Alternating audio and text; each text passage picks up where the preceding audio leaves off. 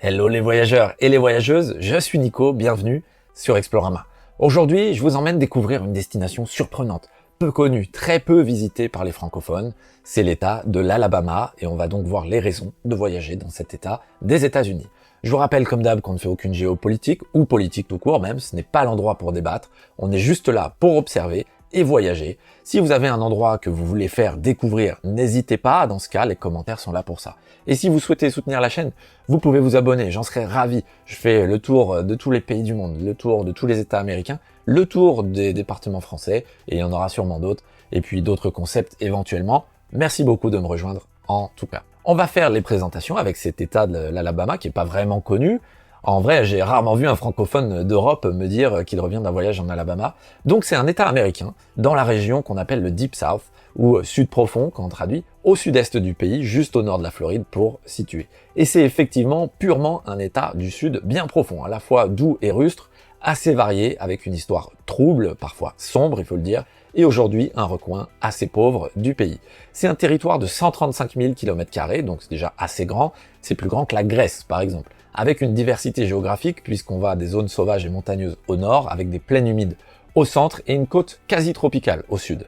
L'Alabama, il compte un peu plus de 5 millions d'habitants. La capitale, c'est Montgomery, mais c'est Birmingham qui est sa plus grande ville, ce qui est assez relatif puisqu'elle compte environ 800 000 habitants, 1,2 million d'habitants si on prend en compte toute l'agglomération étendue, donc c'est plutôt une ville moyenne à l'échelle des États-Unis.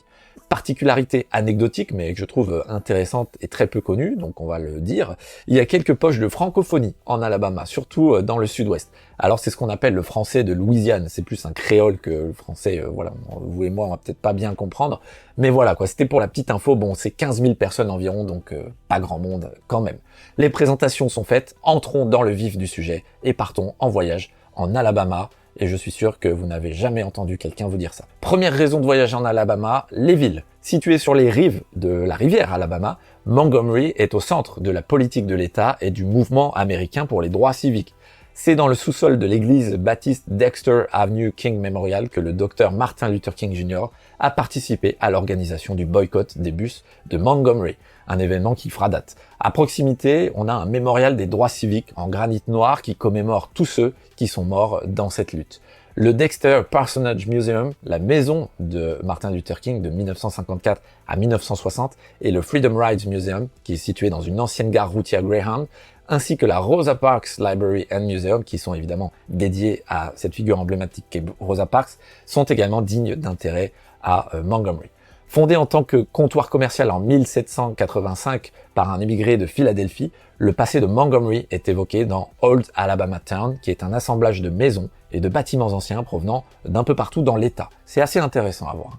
La première maison blanche de la Confédération, dans un tout autre registre, qui était la résidence officielle de Jefferson Davis après son investiture en 1861. Donc je vous rappelle que la Confédération, c'était l'alliance des États du Sud esclavagistes des États-Unis pendant la guerre civile. Cette musée de la première maison blanche de la Confédération, elle présente des objets personnels, des meubles d'époque et des reliques de guerre.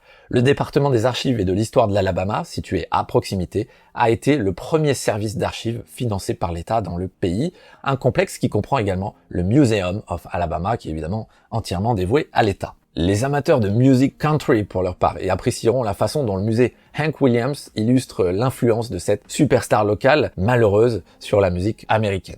Les stars de la littérature que sont Scott et Zelda Fitzgerald ont vécu eux aussi à Montgomery, notamment dans le quartier de Cloverdale au début des années 1930.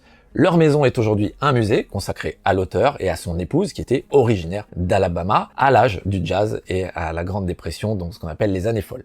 À l'est de la ville, on va trouver le Caroline Blunt Theatre de Woodmere qui accueille toute l'année le festival Shakespeare qui est très connu aux États-Unis. Enfin, on a le parc culturel Winton M. Blount, qui est situé à proximité, qui accueille également le Montgomery Museum of Fine Arts, dont la collection fait la part belle à l'art régional du sud des États-Unis et aux vieux maîtres européens.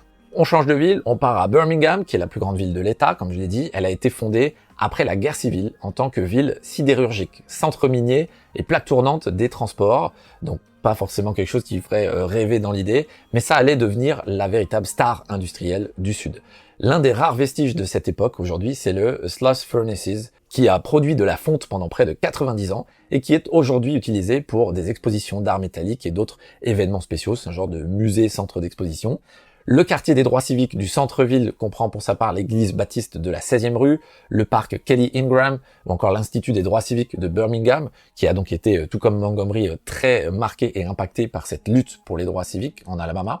On va également trouver à Birmingham l'Alabama Jazz Hall of Fame, qui est situé dans l'historique Carver Theatre, qui est l'un des rares théâtres de l'État à avoir accueilli des populations noires avant la déségrégation, et qui rend du coup hommage aux grands noms du jazz qui ont des liens avec l'Alabama, comme par exemple Ella Fitzgerald ou encore Duke Ellington. À quelques rues de là, on a le McVeigh Science Center qui vous attend avec des expositions interactives, il est assez réputé, il y a aussi un aquarium et un théâtre IMAX. Vous pouvez également vous rendre sur la Heaviest Corner on Earth, qui est un carrefour où 4 gratte-ciel classiques ont vu le jour au début du XXe siècle, donc ça c'est plus pour l'arrêt photo et architecture. À l'ouest du centre-ville, on a le Arlington Antebellum Home and Gardens, qui est le seul manoir datant d'avant la guerre de sécession qui subsiste encore à Birmingham. Quand on dit antebellum, c'est aux États-Unis, ça signifie de l'architecture d'avant la guerre de sécession et la guerre civile. Il a été épargné parce qu'il a servi de quartier général à l'Union et il est aujourd'hui entièrement restauré avec des meubles et des objets d'art de l'époque.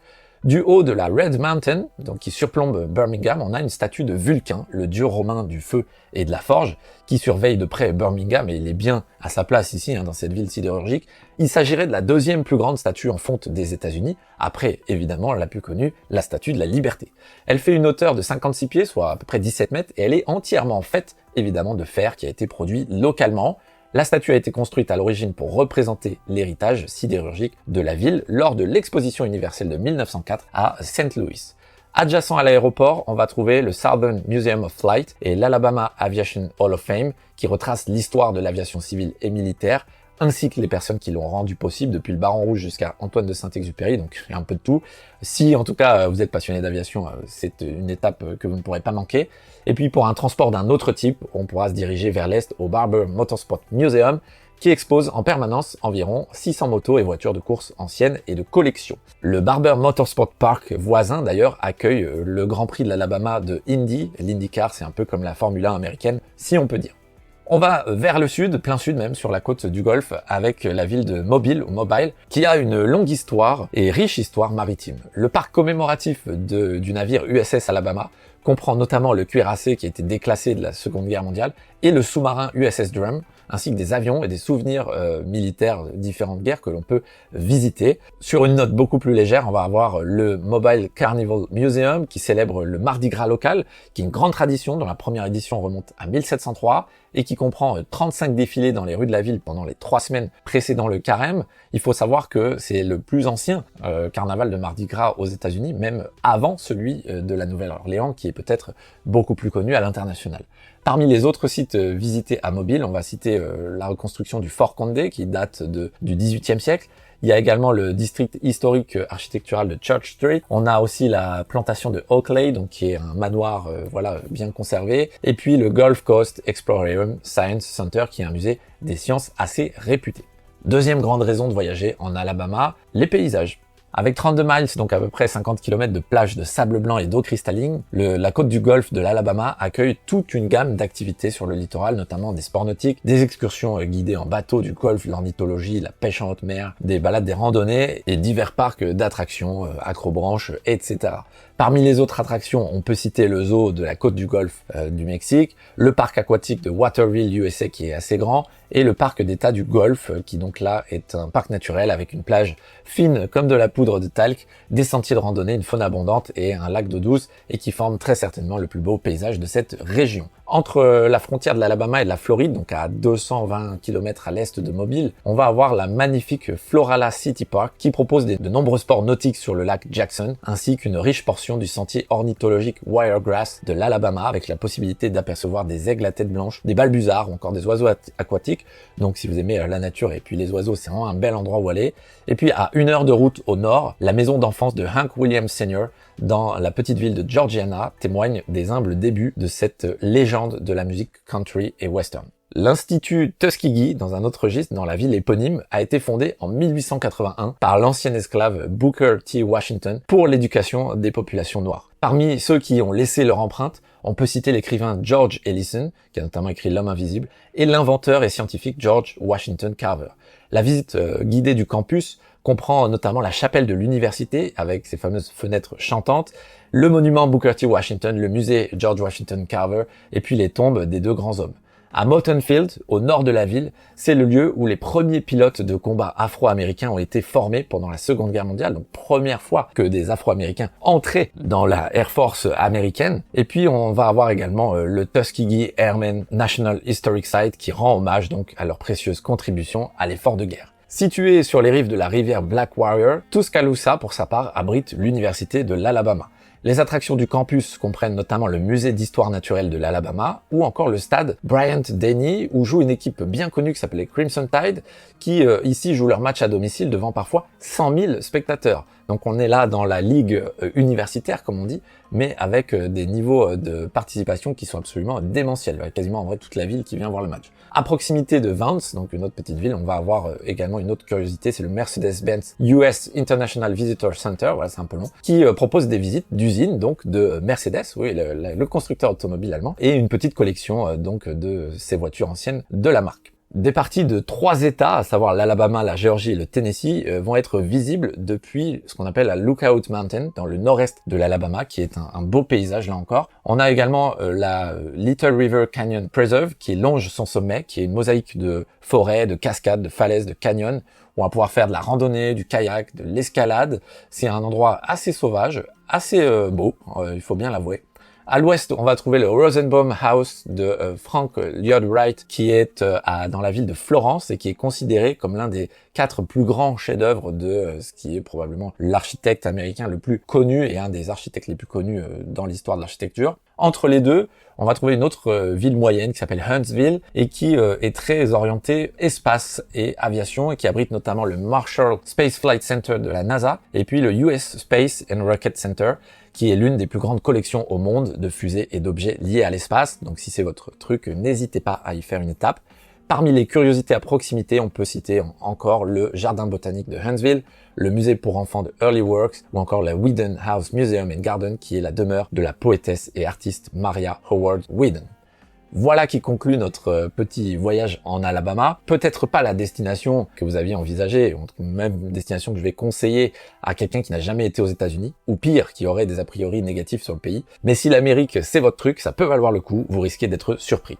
J'espère que cette présentation vous a donné des informations et répondu à quelques questions. N'hésitez pas à vous abonner à la chaîne pour continuer à voyager avec moi. On fait le tour du monde et je vous dis à bientôt pour découvrir un nouveau pays, une nouvelle région. Portez-vous bien surtout, n'oubliez pas que chez vous c'est la terre et la terre c'est partout. Bon voyage et ciao. Quand tu veux découvrir